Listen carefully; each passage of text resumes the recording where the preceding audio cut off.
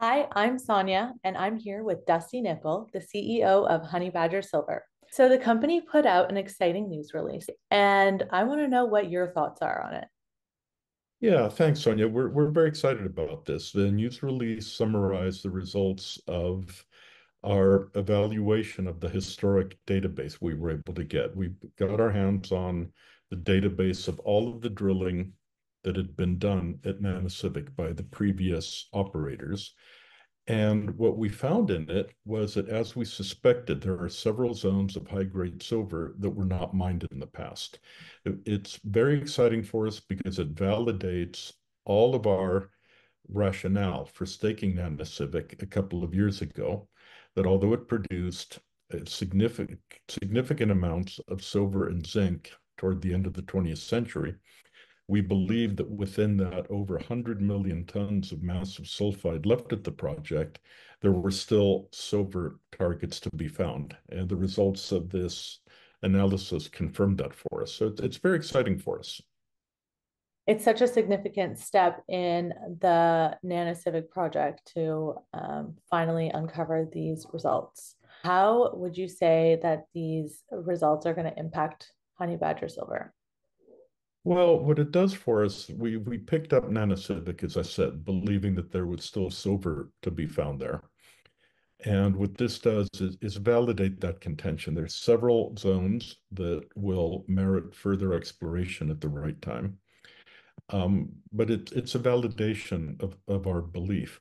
Now, there are a couple of other things that come out of this, I think. One, we have found reports of anomalous germanium, gallium, and indium at Nanisivik. These are critical strategic metals these days. They had no commercial importance when Nanisivik was in operation. So the previous operators and explorers didn't even analyze for those. Those remain a target. We'll certainly be following up on these high-grade silver intercepts that we found in the database. And it's also refocused our thinking on something we've always found exciting in Nanisivik. In addition to the silver and other metals contained in this massive sulfide, there's 120 million or so tons of massive pyrite sitting at that deposit, with the Canadian Navy having built a deep water port now within a couple of kilometers of Nanisivik. That pyrite itself might have huge economic importance, particularly in light of what many people believe will be a global shortage of sulfuric acid in the coming decades. 120 million tons of massive pyrite near a deep water port is almost certain to have commercial significance. What initially attracted Honey Badger to the Nanisivik mine? Was it was it the history or like the unlocked potential?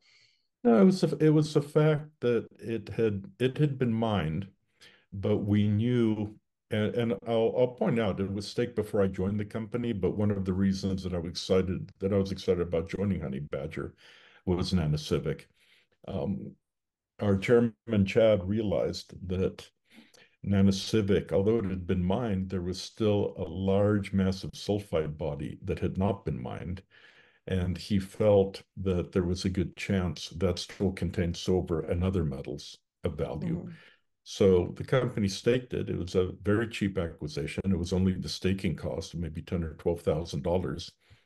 And when I went up to visit the property with Chad a year ago, we indeed found the massive sulfide is there. Much of it is exposed on surface. Um, so the idea always made a great deal of sense to me. We did a little bit of sampling of the outcropping massive sulfide a year ago. We managed to sample less than 1% of it in the time that we had available to us. But getting these drill results were it really validated the hypothesis of there still being silver there.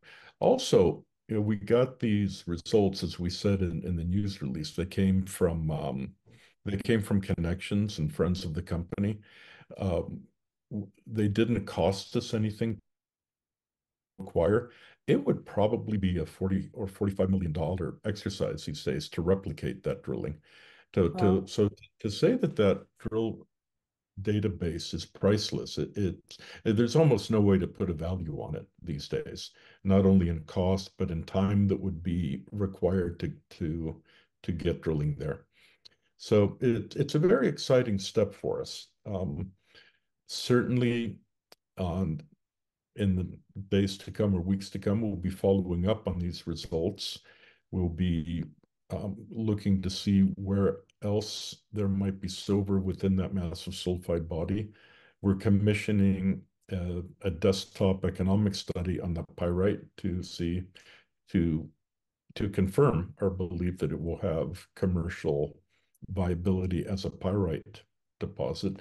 And something we haven't even gotten into yet is, in addition to all of the drill data and geochemical data in the database, there's a great deal of geophysical data, which we're going to start looking at, probably, not probably, almost certainly using the same kind of modern AI interpretation on those data that we used with great success at Blata on the data. So I expect there to continue to be good news coming out of this database, and it will lead, I think, to interesting discoveries and value creation for Nanisivik in the future. Wow, that's very exciting. Are there any future plans for Nanisivik? No, as I said, there's so much in that database. We'll be spending some more time finishing interpreting it, getting every bit of insight and knowledge that we can out of it, and then we'll decide precisely what the next steps will be. There's still a great deal of data to digest. Every bit of effort that we put into it makes the project look better and better. It uncovers more and more value. So we'll be, as we always do at Honey Badger, we're very careful how we spend our money. Although we do exploration when the exploration is on the steepest part of the value addition curve, we're not a traditional exploration company. So we'll be very carefully interpreting all the data to decide what is the most cost-effective way to use it to continue adding more value to this already tremendously valuable project. Thank you so much, Dusty. I'm so happy that we got to sit down and do this exclusive interview about Nanisivik, and we can't wait to sit down with you again to go over the future results. Thank Well, you. thanks. Thanks, Anya. I hope I was able adequately to convey my enthusiasm for these really almost incredible results. Thank you. You did a great job. Thanks a lot.